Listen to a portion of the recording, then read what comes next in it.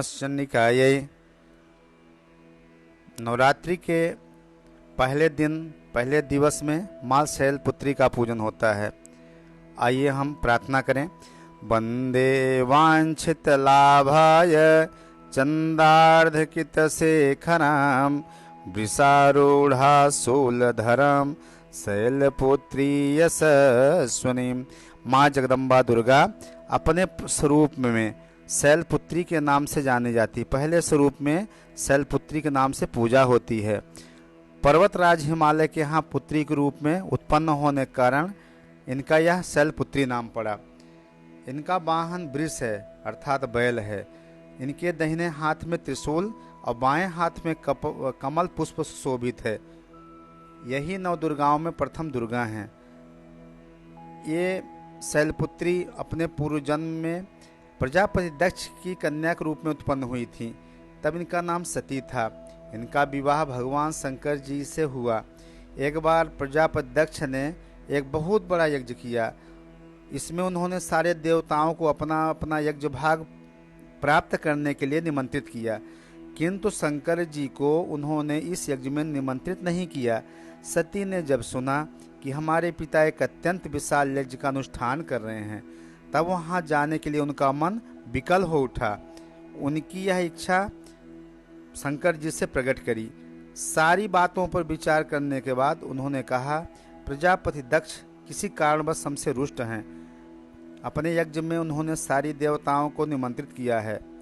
उनके यज्ञ भाग भी उन्हें समर्पित किए हैं, किंतु हमें जानबूझकर नहीं बुलाया है, कोई सूचना तक भी नहीं भेजी है। ऐसी स्थिति में तुम्हारा वहां जाना किसी प्रकार भी श्रेयस्कर नहीं होगा। शंकर जी के इस उपदेश को सती को प्रबोध नहीं हुआ। पिताजी का यज्ञ देखने, वहां जाकर माता और बहनों से मिलने उनकी व्यग्रता किसी प्रकार भी कम न हो सकी। उनका प्रबल आग्रह देखकर भगवान शंकर जी ने उन्हें वहां जाने की अनुमति प्रदान कर दी। अब सती जी पिताजी के घर गईं। अब उनका कोई भी आदर प्रेम उनका नहीं दे रहा था, सम्मान नहीं कर रहा था, कोई बातचीत भी नहीं कर रहा था। सब लोग अपना अपना मुंह फेरे हुए थे।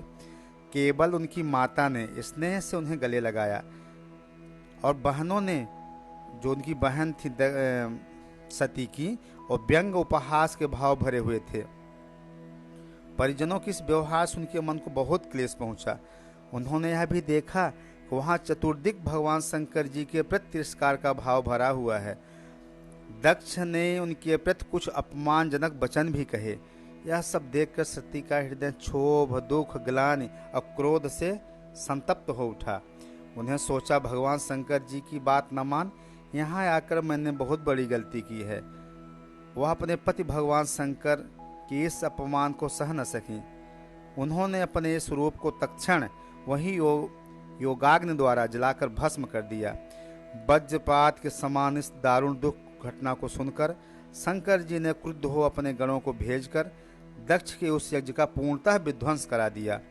सती योग निद्रा द्वारा अपने शरीर को भस्म कर अगले जन्म में शैलराज हिमालय की पुत्री के रूप में जन्म लिया। इस बार वह शैलपुत्री नाम से विख्यात हुई। पार्वती, हेमवती भी उन्हीं के नाम हैं। उपनिषद की एक कथा के अनुसार उन्होंने ही हेमवती स्वरूप से देवताओं का गर्व भंजन किया था। शैलपुत्री देवी का विवाह भी शंकर जी से ही हुआ। पूर्व जन्म की भांति इस जन्म में भी वह शिवजी की अर्धांगिनी बनी। 9 दुर्गाओं में प्रथम शैलपुत्री दुर्गा का महत्व और शक्तियां अनंत हैं। नवरात्र पूजन के प्रथम दिवस में इन्हीं की पूजा उपासना की जाती है। प्रथम दिन की उपासना में योगी अपने मन को मूलाधार चक्र में स्थित करते हैं। यहीं से उनकी योग साधना का प्रारंभ होता है। बोले जगदम्बा मैया की जय।